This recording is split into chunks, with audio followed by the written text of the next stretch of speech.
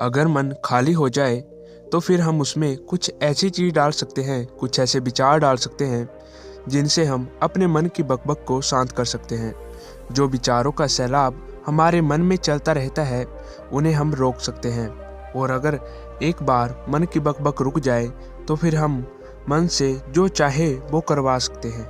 इसीलिए अगर मन की बकबक को शांत करना चाहते हो तो इस कहानी को सुनना आपके लिए बहुत ज़रूरी है।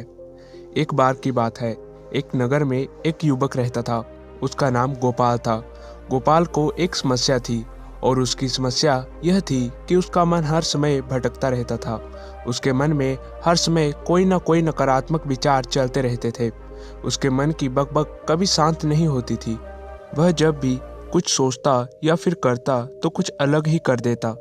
कभी वह अपने अतीत के बारे में सोचकर पछताता था कि काश मैंने उस काम को, उस समय को ऐसा कर दिया होता, उस काम को वैसा कर दिया होता, या फिर अपने भविष्य के बारे में सोचता रहता और डरता रहता कि कहीं ऐसा हो गया तो क्या होगा, कहीं मैं असफल हो गया तो क्या होगा, अगर मुझसे कोई गलती हो गई तो लोग मेरा मजाक उड़ाना शुरू कर देंगे। और ऐसे कई सारे नकारात्मक व असफलता से भरे विचार उसके मन में हर समय चलते रहते। वह हमेशा ही अपने विचारों में खोया रहता। वो अपने विचारों से मुक्ति पाना चाहता था। गोपाल चाहता था कि उसके मन में कोई भी फालतू विचार ना आए, लेकिन हर समय उसके मन में विचारों का सैलाब उठता रहता। इसलिए वह बहुत परेशान था। फिर एक दिन उसे किसी ने बताया कि यहाँ पास के ही जंगल में एक बौद्ध भिक्षु रहते हैं, उसके पास जाओ, वो तुम्हारी मानसिक समस्या का समाधान अवश्य कर देंगे। यह सुनकर गोपाल तुरंत बौद्ध भिक्षु के पास चला जाता है और अपनी सारी समस्या को बताता है। बौद्ध भिक्षु भी गोपाल की बात को बड़े ध्यान से सुनते हैं और उससे कहते हैं कि तुम मुझसे क्या जानना चाहते हो। यह सुनकर गोपाल कहता है कि महाराज, मैं अपने मन को शांत व खाली करना चाहता हूँ। मैं आपसे यह जानना चाहता हूँ कि मन को खाली व शांत कैसे करते हैं। मेरा मन विचारों से भरा रहता है। मेरा ध्यान एक जगह लग ही नहीं पाता है। मैं एक चीज़ करता हूँ तो दूसरी चीज़ पर पहुँच जाता हूँ और ऐसा करते करते मेरे मन में हजारों विचार चलते रहते हैं और यह कब होता है मुझे पता भी नहीं चलता। बहुत देर बाद मुझे एहसास होता है कि मैं क्या करने बैठा था और क्या सोच रहा हूँ। महाराज, मैं अपने मन को विचारों से खाली कर देना चाहता हूँ। मैं चाहता हूँ कि मेरे मन में एक भी विचार ना आए। जब मैं चाहूँ तभी मेरे मन में विचार आए। बौद्ध भिक्षु ने कहा, किसी समस्या का समाधान तभी निकाला जाता है जब हम उस समस्या की जड़ तक पहुँच जाते हैं, समस्या को ठीक से समझते हैं और जानते हैं। जिस मन को तुम खाली करना चाहते हो, क्या तुमने उस मन को कभी भी थोड़ा बहुत समझा है, जाना है? यह सुनकर गोपाल ने कहा कि महाराज, मैंने मन को जानने की बहुत कोशिश की है, लेकिन मैं जितना इसके बारे में जानता हूँ ये उतना ही रहस्यमय हो जाता है। फिर बौद्ध भिक्षु ने गोपाल को एक घड़ा देते हुए कहा कि जाओ, इस घड़े को छोटे छोटे पत्थरों से भर के लेके आओ। फिर गोपाल वहाँ से गया और उस घड़े में छोटे छोटे पत्थर भर कर ले आया और उस घड़े को बौद्ध भिक्षु के पास रख दिया। फिर बौद्ध भिक्षु ने गोपाल से कहा कि तुम इस घड़े को अपना मन समझो और इस घड़े में भरे पत्थरों को अपने विचार। अब इस घड़े में और पत्थर डालो। गोपाल ने घड़े में पत्थर डालना शुरू किया। घड़ा पहले से भरा हुआ था। एक दो पत्थर डालने के बाद बाकी सारे पत्थर नीचे गिरने लगे। फिर बौद्ध भिक्षु ने गोपाल से कहा कि रुको जरा, ध्यान से देखो। अब घड़े में पत्थर नहीं आ रहे हैं, बल्कि वह नीचे गिर रहे हैं, क्योंकि यह एक घड़ा है। जो इसमें आ सकता था वो इसमें आ गया। अब इसमें और पत्थर नहीं आएंगे। अगर दूसरे पत्थर डालने हैं तो पहले वाले पत्थरों को निकालना होगा।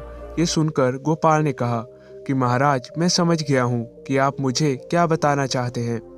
हमें अपने मन को विचारों से खाली कर देना चाहिए। बौद्ध भिक्षु मुस्कुराए और कहा कि पहले पूरी बात को तो समझो, उसके बाद मन को खाली कर लेना। फिर बौद्ध भिक्षु ने गोपाल से कहा कि हमारा मन एक घड़े के बिल्कुल उल्टा है, क्योंकि घड़े को तुम पत्थरों से भर सकते हो, लेकिन मन को विचारों से नहीं भर पाओगे, क्योंकि मन तो हमेशा खाली रहता है। यह सुनकर गोपाल ने कहा कि महाराज, मुझे कुछ भी समझ नहीं आ रहा है। मन अगर खाली रहता है तो फिर हम उसे खाली क्यों करने लगते हैं? मन को खाली करने की क्या ही आवश्यकता है? बौद्ध भिक्षु ने कहा कि इस घड़े में से सारे पत्थरों को एक एक करके बाहर निकालो। गोपाल ने वैसा ही किया। वो घड़े में से एक एक करके पूरे पत्थरों को बाहर निकालता रहा और ऐसा करते करते अंततः घड़ा खाली हो गया। फिर बौद्ध भिक्षु ने गोपाल से कहा कि देखा तुमने, जब तुमने एक एक करके पत्थरों को घड़े से बाहर निकाला तो यह घड़ा खाली हो गया। अब तुम इस घड़े में कोई भी पत्थर डाल सकते हो, दूसरे पत्थर डाल सकते हो या फिर उन्हीं पत्थरों को दोबारा डाल सकते हो। आधा भर सकते हो या फिर इसे तुम पूरा भी भर सकते हो। गोपाल ने कहा कि महाराज, मैं भी तो यही कह रहा हूँ कि मुझे अपने मन को खाली करना है। यह एक पत्थर है, इसको आसानी से निकाला जा सकता है और घड़े को खाली किया जा सकता है, लेकिन मैं अपने मन को खाली कैसे करूं? फिर बौद्ध भिक्षु ने कहा कि इस घड़े में एक पत्थर डालो और 2 पत्थर निकालो। ये सुनकर गोपाल ने कहा कि महाराज, ऐसा कैसे हो सकता है? जब इस घड़े में एक पत्थर होगा तो एक ही पत्थर निकलेगा, 2 कैसे निकलेंगे? फिर बौद्ध भिक्षु ने कहा कि ऐसा नहीं हो सकता, तो ऐसा करो कि इस घड़े में 2 पत्थर डालो और 4 निकालो। गोपाल ने कहा कि महाराज, ऐसा कैसे हो सकता है? ये कोई चमत्कारी घड़ा तो है नहीं कि एक डालो तो 2 निकल आएंगे, 2 डालो तो 4 निकल आएंगे। यह सुनकर बौद्ध भिक्षु ने कहा कि ये घनत्व चमत्कारी नहीं है, लेकिन तुम्हारा घड़ा यानी तुम्हारा मन, ये तो चमत्कारिक है। इसमें से अगर तुम एक विचार बाहर निकालते हो तो उसके साथ 2 विचार आते हैं। जब तुम उन 2 विचारों को पकड़ते हो तो उसके साथ 4 विचार निकलते हैं और फिर ऐसा करते करते विचारों की एक लंबी श्रृंखला बन जाती है और फिर तुम कहीं नहीं रुकते, एक के बाद एक विचारों को पकड़ते जाते हो। यह मिट्टी का घड़ा तो पत्थरों से भर जाएगा, लेकिन तुम्हारा मन कभी नहीं भरता। वो हमेशा खाली है, लेकिन वह खाली नहीं करता। ये इस मन की माया है कि सब कुछ है लेकिन फिर भी कुछ नहीं। गोपाल ने कहा कि महाराज, मैं आपकी बात समझ रहा हूँ, लेकिन क्या मैं हमेशा अपने विचारों के जाल में ही फंसा रहूंगा? क्या मन के इस माया जाल से निकलने का कोई रास्ता नहीं है? बौद्ध भिक्षु ने कहा कि इस मिट्टी के घड़े को आधा पत्थरों से भर दो। गोपाल ने ऐसा ही किया। फिर बौद्ध भिक्षु ने कहा कि अब इन पत्थरों में से कोई एक पत्थर चुनो और उस पत्थर की एक छोटी सी मूर्ति बनाकर मुझे दे दो। मैं जानता हूँ कि तुम एक अच्छे कलाकार हो। गोपाल ने एक पत्थर निकाला और उस पत्थर को तराशने लगा।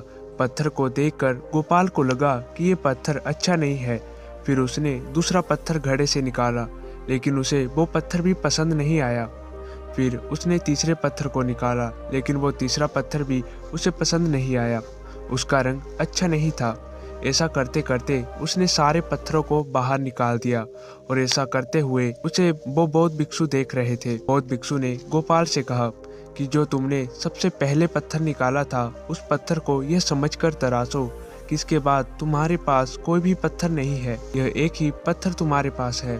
फिर गोपाल ने उस पत्थर को तराशना शुरू किया और उससे एक बहुत ही सुंदर मूर्ति बनाई और बौद्ध भिक्षु को भेंट की और बौद्ध भिक्षु से कहा कि महाराज, इस पत्थर से इतनी सुंदर मूर्ति बन सकती थी, मैं यह सोच भी नहीं सकता था।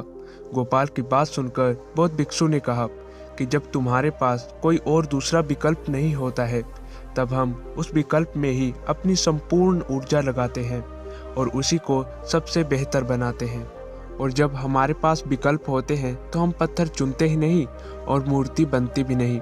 हमारा मन भी एक विचार के पीछे हजारों विकल्प खोल के रख देता है और एक मुख्य विचार को छोड़कर उन 1000 विकल्पों में उलझ कर रह जाता है। गोपाल ने कहा कि मैं आपकी बात को अच्छे तरीके से समझ गया हूँ, लेकिन अब मुझे क्या करना चाहिए? आप मेरा मार्गदर्शन कीजिए। बौद्ध भिक्षु ने गोपाल से कहा कि मन को खाली और साफ करना 1-2 दिन का काम नहीं है, यह बहुत लंबी प्रक्रिया है।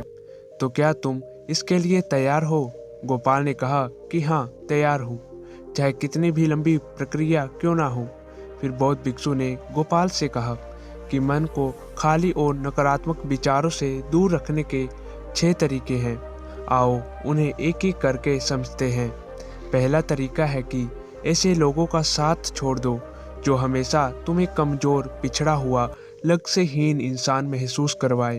अक्सर हमारे आसपास कुछ ऐसे लोग होते हैं जो शायद पद और धन में हमसे ऊपर होते हैं, लेकिन वह अपने इसी पद और धन के घमंड में अपने से नीचे स्तर के लोगों को कुछ भी नहीं समझते। वो हमेशा अपने से छोटे लोगों को यह महसूस करवाते हैं कि वो कितने छोटे हैं और वो जीवन में कुछ बड़ा हासिल कर ही नहीं सकते। इसके अलावा कई बार हमारे कुछ मित्र और परिवार के सदस्य भी ऐसे होते हैं जो अक्सर हमें छोटा महसूस करवाते हैं, हमें नीचा दिखाने की कोशिश करते हैं, लोगों के सामने हमारा मजाक बनाते हैं। तो ऐसे लोगों से जितना दूर हो सकते हो उतना दूर रहो। यह लोग ऐसे होते हैं जो तुम्हारी नज़रों में तुम्हारी गरिमा को नष्ट करके तुम्हें लग से हीन बनाते हैं और फिर तुम्हें खुद की काबिलियत पर शक होना शुरू हो जाता है। तुम्हारे अंदर खुद के प्रति और दुनिया के प्रति नकारात्मक भावनाएं आ जाती हैं और ये नकारात्मक विचार तुम्हें मानसिक तनाव और चिंता की तरफ ले जाते हैं।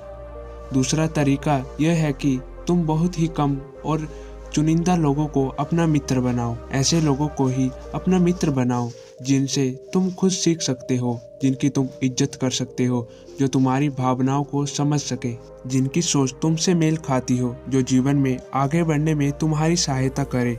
हमारे जीवन और चरित्र में हमारे माँ बाप के बाद हमारे मित्रों का ही सबसे ज़्यादा योगदान होता है। इसलिए मित्रों का सही होना भी बहुत आवश्यक है। ऐसा कहा भी जाता है कि तुम उन 5 लोगों का औसत हो जिनके साथ तुम अपना सबसे ज़्यादा वक्त बिताते हो। अगर तुम्हारे आसपास के 5 लोग जिनके साथ तुम अपना सबसे ज़्यादा वक्त बिताते हो वो ईमानदार है तो तुम भी धीरे धीरे ईमानदार होना शुरू कर दोगे। अगर वो 5 लोग अमीर हैं तो तुम भी धीरे धीरे अमीर बनना शुरू कर दोगे।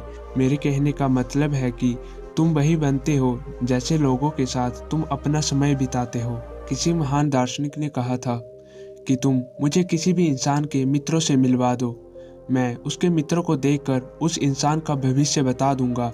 हमारी सबसे बड़ी समस्या यह है कि हम लोगों को ना नहीं बोल पाते हैं। जिन लोगों के साथ हम रहना पसंद भी नहीं करते हैं, ना चाहते हुए भी हम उन नकारात्मक लोगों के साथ अपना वक्त बिताते रहते हैं।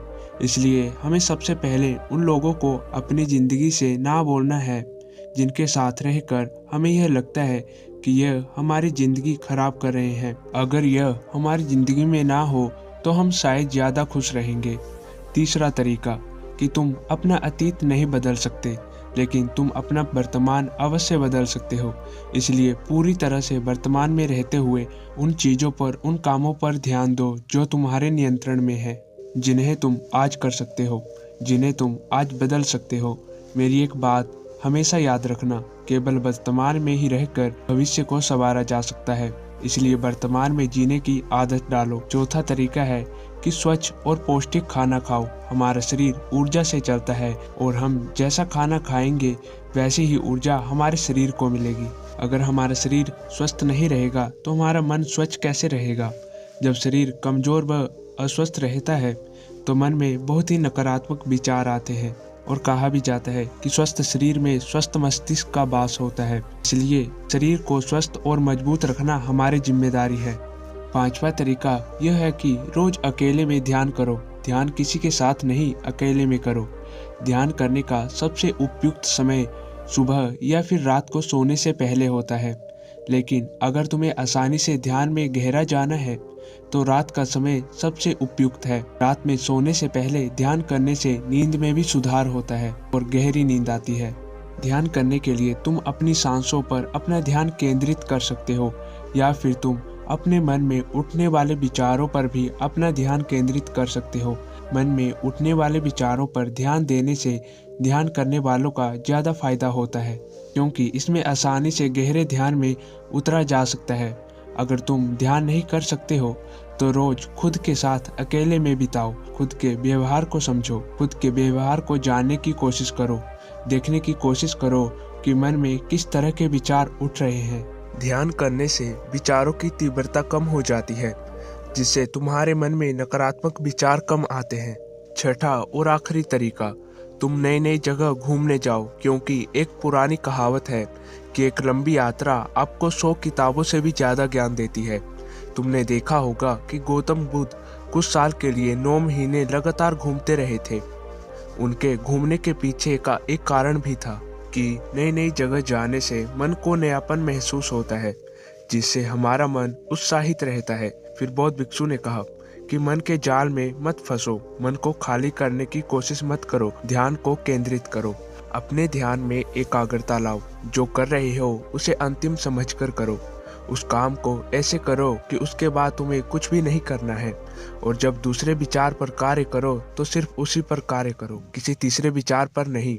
मन की मायाजाल से निकलना इतना आसान नहीं है, लेकिन अभ्यास करने से सब कुछ पाया जा सकता है।